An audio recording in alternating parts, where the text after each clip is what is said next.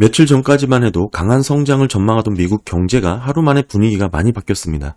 1분기 실질 GDP가 발표가 됐는데 QOQ로 1.6% 연율화해서 성장하는 것으로 나타났습니다. 시장은 다소 충격을 받은 듯 하고요.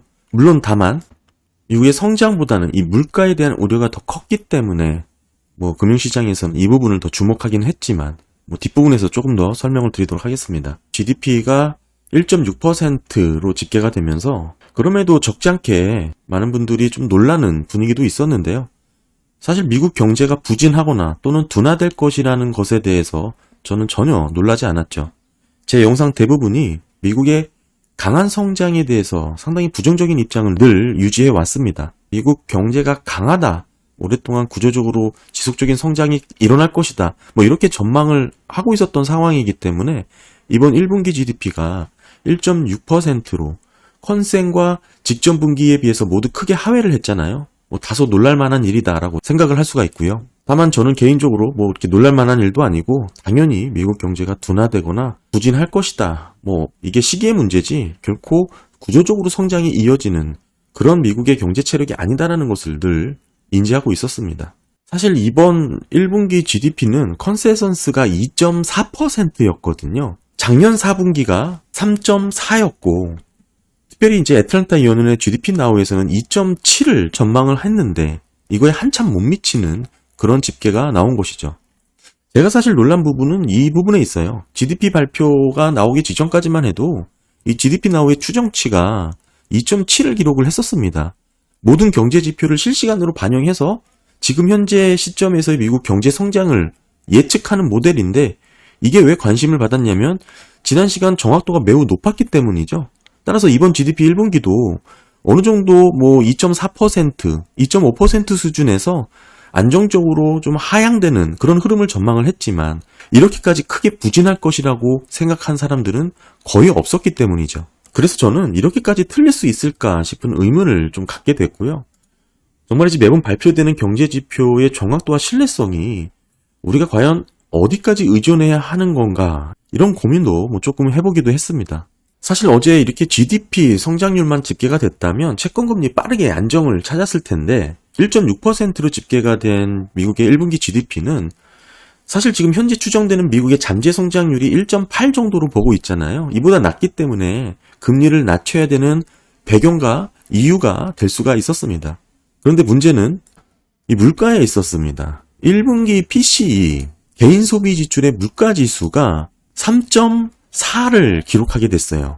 이게 분기로 연율화해서 말씀을 드리는 거고 이 작년 4분기만 해도 1.8이었거든요. 계속 쭉 떨어지다가 이번에 3.4로 이렇게 상승을 하게 된 것입니다. 코어 PC로 보게 되면 1분기가 3.7로 집계가 된 것이죠. 이게 컨센이 3.4였으니까 크게 상회를 한 것이고 쭉 이렇게 전반적으로 헤드라인, 코어 모두가 이렇게 반등하는 모습이 나왔습니다. 이 모습을 보고 스태그플레이션이라는 말을 하기도 하는데 상당히 과도한 표현이죠. 그 정도까지는 아니고 물가에 대한 우려가 살짝 반등하는 정도다. 길게 시계열을 보면 이런 흐름이죠. 분기별로 쭉 잡혀 나가다가 이번에 이렇게 반등하는 모습이 나왔는데 이거에 대한 해석의 여부가 좀 중요해 보입니다. 이게 성장은 약해지긴 했습니다만 그래도 지금 1.6%로 집계가 된 수준이기 때문에 이 정도면 침체 영역이라고 볼 수는 없죠. 따라서 어느 정도 성장이 뜨겁지는 않고 약해지긴 했지만 둔화되는 모습으로 나왔고 반면 물가는 크게 올랐기 때문에 시장은 이런 물가에 대한 부정적인 부분을 빠르게 반영했습니다. 이에 미국채 10년이 4.7%대까지 급등하는 모습이 나왔고 그런데 다만 사실 이게 분기 PC이잖아요. 우리가 1월, 2월달 PC를 다 봤습니다. 그리고 오늘 저녁인가 내일에 발표될 3월 PCE 우리가 기다리고 있는데 누차 말씀드리지만 PCE는 CPI와 PPI가 나오면 계산이 다 추정을 할 수가 있어요. 시장 컨센과 사실 너무나 다른 결과치가 나온 거에 충격을 받은 것인데 월가에서 나오는 이야기 중에 가장 높은 시나리오가 결국에는 1, 2월달 PCE가 상향 조정되었을 가능성이 있지 않을까 이런 전망을 하고 있습니다. 오늘 저녁에 발표되는 3월 PCE 따라서 생각보다 높은 수준의 상승이 나오지 않는다면 결국 다시 인플레이션 압력이 약해지는 추이가 이어질 수 있다는 것이죠. 왜냐? 1월달, 2월달은 이미 지나온 시기고 계절성 요인과 일시적인 요인으로 치부가 될 수 있기 때문입니다. 그래서 그 어느 때보다 지금 이번 3월 PCE가 다소간 중요해진 그런 상황이고요. 만약에 인플레이션 압력이 약해지는 흐름이 3월 PCE로 확인이 됐다 그러면 결국에는 지난 시간 이렇게 1분기 높게 나온 PCE 데이터도 과거 데이터가 상향 조정된 결과일 뿐이니 다시 3월 PCE가 인플레이션 압력이 약해지는 게 재차 확인된 걸 더 긍정적으로 크게 반영할 가능성이 높다고 생각합니다. 그렇게 되면 실제 파월이 말했던 것처럼 1, 2월 달은 계절적 요인이고 일시적인 반등으로 충분히 넘어갈 수 있는 그런 내용으로 이어지게 될 텐데요. 높게 보는 이유가 WTI 국제유가도 83불 정도에서 거래가 되고 있잖아요. 생각보다 국제유가의 흐름이 그렇게 강하게 반등을 하지 못하고 있어요. 네, 1분기 GDP 세부적으로 좀 살펴보겠습니다. 첫 번째는 수요를 중요하게 좀 봐야겠죠. 개인 소비 지출의 변화를 좀 보게 되면 이 초록색이 이번 1분기고요.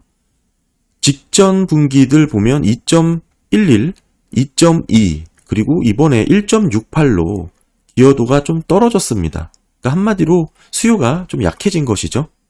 게다가 이번 분기 1.6 GDP의 성장률이 나오게 되는 핵심으로는 마이너스로 찝힌 게 항목이 두 개가 있죠. 재고의 변화와 수입입니다. 그러니까 수입은 수출에서 수입을 더하기 빼기 하면 순수출이 나오죠. 결국 이 재고의 변화는 마이너스 0.35%포인트 그리고 순수출은 마이너스 0.86%포인트로 전부 마이너스 기여를 했기 때문에 1.6으로 떨어지게 된 그런 주요 요인으로 확인이 되고 더불어서 개인 소비 지출의 이런 둔화도 영향을 크게 미쳤을 것으로 보여집니다. 특히 눈여겨보아야 될 부분은 정부 지출이죠. 주정부와 지방정부의 지출이 전분기들 대비해서 크게 하회를 한 것이고 심지어 주정부 같은 경우에는 마이너스로 집계가 되기도 했습니다. 그리고 주거투자 같은 경우에는 이례적으로 좀 높게 잡힌 부분도 있고요. 가장 많은 비중을 차지하고 있는 게 개인 소비 지출이니까 이 부분을 좀 확대해서 살펴보면 이번 분기 1.68로 나왔죠. 직전 분기에 비해서 좀 떨어지긴 했지만 전체 추이를 보시게 되면 이 정도 크게 줄었다고 보기도 좀 어렵죠. 특히 이제 상품 부분을 보시게 되면 마이너스 0.09%포인트입니다. 서비스가 많이 올랐습니다. 서비스에 대한 기여도가 1.78%포인트로 21년 3월 이후에 가장 높은 수준이거든요. 최고치를 기록했습니다. 상품은 보시는 것처럼 21년 3월 이후에 가장 또 낮은 수준을 기록을 하기도 했고요. 전반적으로 상품은 계속해서 수요가 약세로 흐르고 서비스가 좀 강하게 이어지고 있는 것으로 확인이 됩니다. 그리고 눈여겨보아야 될 부분은 또 이 재고의 변화가 있는데요. 재고의 변화 추이 보시면 여전히 약세로 계속적으로 본격화되지 않고 있는 모습이 이어지고 있습니다. 다음은 기여도가 좀 컸던 이 순수출 부분 좀 살펴보면 직전 분기에 비해서 크게 달라진 부분이 결국에는 이 수입 부분이죠. 좀 많이 떨어졌습니다. 강달러의 영향으로 해석될 여지도 있고요. 보시면 전 분기는 그래도 순수출의 기여도가 플러스였거든요. 0.25%가 되겠죠. 여기서 여기 빼면 0.25%포인트인데 이거에 비해서 좀 크게 떨어진 겁니다. 이번 분기. 한마디로 수입이 좀 크게 증가를 한 부분이 있는 것입니다. 이게 아까도 말씀드렸지만 강달러에 대한 부분도 있겠지만 중국들의 이제 저가 제품들에 대한 얘기도 솔솔치 않게 계속 나오고 있는 그런 배경이 될 수 있을 것 같고요. 직전 분기와 좀 차이를 보시게 되면 그나마 이번 1분기 국내 투자 중에 주거 투자 부분이 좀 1분기 GDP 하락을 방어해줬다라고 볼 수 있는데요. 주거 투자 추이 보시게 되면 지금이 여기죠. 0.52. 재작년 3, 4분기를 저점으로 계속해서 이렇게 투자가 늘어나고 있습니다. 그리고 그 외에 비주거 투자 부분 세 가지 좀 살펴보면 스트럭처라고 할 수 있는 이 구조물이죠. 공장이라고 볼 수가 있는데 여전히 하방으로 뚜렷하게 약세를 보이고 있고 장비, 설비 투자가 되겠죠. 마찬가지로 지지부진하게 0.1%포인트 정도 보이고 있습니다. 실질 투자라고 볼 수 있는 지표이기 때문에 상당히 저조하다라고 볼 수가 있는 거죠.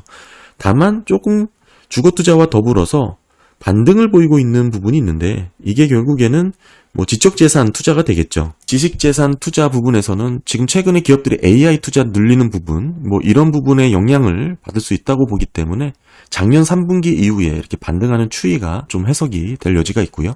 이 내용은 사실 어젠가 며칠 전에 보여드렸던 이 내구재수주, 자본재수주 관련된 부분도 이어집니다.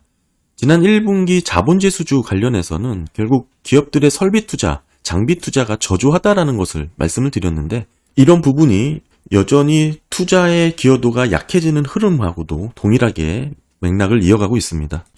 더불어서 이번 주거 투자는 다소 반등하는 모습을 보였지만 지금 최근 모기지 금리가 7%를 상회했잖아요. 이런 상태에서 주거 투자가 긍정적으로 지속되기는 어렵다고 봐야 되겠죠. 재차 반락하는 흐름도 전망해 볼 수가 있을 것 같고요. 전반적으로 재고 부분의 변화를 보더라도 뚜렷하게 재고가 증가하고 있는 모습이 나오고 있지 않습니다. 여전히 재고 조정 과정이 이어지고 있는 그런 상황이라고 볼 수가 있고요.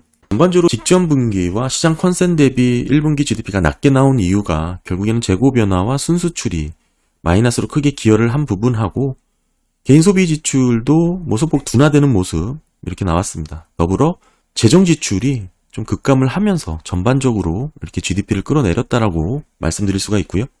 사실 시장의 우려는 이게 아니었고요. 아까 말씀드렸다시피 개인 소비 지출의 물가 지수가 있었습니다. 이게 3.4, 이게 지난 분기 1.8보다도 크게 높아진 거니까요. 물가 지수의 상품과 서비스 구분을 나눠보면 제품 단에서는 0.5%로 재차 하락을 했고요. 서비스가 5.4%로 크게 높아졌습니다. 이게 우려스러웠던 모습이었죠. 경기 확장에 대한 기대가 빠르게 후퇴한 그런 모습을 보여주긴 했습니다. 그럼에도 관건은 물가라는 것을 보여줬는데 저는 개인적으로 애초에 물가에 대한 우려를 그렇게 높게 보고 있지 않았습니다. 게다가 WTI 국제유가 가격이 급등을 하지 못하고 83불 안에서 거래가 재차 안정세를 찾아가고 있거든요. 결국 주거비용에 대한 물가 하락이 점차 시간을 갖고 주도를 할 것이다 라고 보고 있기 때문에 그런 상황에서 기대 인플레이션이 높게 유지될 거라고 그렇게 지금 현재 상황에서는 그렇게 볼만한 데이터가 딱히 없습니다. 이번 속보치 1분기 GDP를 보면 미국 경기를 진단하는 데 있어서 결국 국내 총수요 측면에서 보면 이 수요가 급격하게 약해진 거라고 볼 수는 없고 다만 강한 성장세가 꺾였다 이렇게 판단을 할 수 있지만 역시나 관건은 고용으로 귀결될 수밖에 없다고 봅니다. 저는 여전히 말씀드리지만 물가는 시차를 두고 점차 안정될 것으로 보고 있다고 말씀을 드렸고 오히려 이런 제약적인 금리 수준이 지속이 된다면 실물 경기에 대한 부담, 한마디로 고용, 이 실업률 측면에서 급격하게 나타나지 않을까 좀 예상이 되고요. 그런 상황이 아니면 지금 현재 증시라든지 투자 심리가 빠르게 나빠질 가능성은 딱히 이유를 찾기가 어렵습니다. 또한 이 부분이 연준을 비롯한 재무부가 충분히 인지를 하고 있다고 보고 있고요. 적절한 시기에 타이밍을 잘 맞춰서 잘 관리를 하려는 의지를 내비치고 있습니다. 지금 5월 FOMC가 이제 앞두고 있는데 시장에서는 QT에 대한 계획이 발표될 것으로 보고 있습니다. 이미 물가에 대한 우려가 또 시장 금리에 반영이 바로 됐기 때문에 10년물이 4.7인 상황에서 연준이 매파성으로만 나오기는 힘들 것이다라고 보고 있고요. 더불어서 29, 30 재무부의 QRA 국채 발행 계획이 또 업데이트가 되는데 정말 2분기 계획만큼 유동성 수급 조절이 이루어질지 관건으로 체크를 해봐야 될 것 같고 만약에 수급 조절이 생각만큼 그렇게 큰 의미 없는 수준에서 어정쩡하게 그칠 가능성도 있다고 봅니다. 궁극적으로 지금 연준과 재무부가 서로 공조를 해가면서 지금의 조정 구간을 잘 대응하려고 하는 노력을 할 것으로 보입니다. 네, 결국에는 어제 1분기 GDP 결과는 다소간 시장의 컨센을 다 벗어나는 결과치가 나왔는데 3월 PCE까지 좀 살펴보고 다음 주 QRA 결과까지 좀 지켜보면 어느 정도 이번 조정 구간에 대한 판단이 좀 제대로 가늠이 될 것 같습니다. 네, 감사합니다.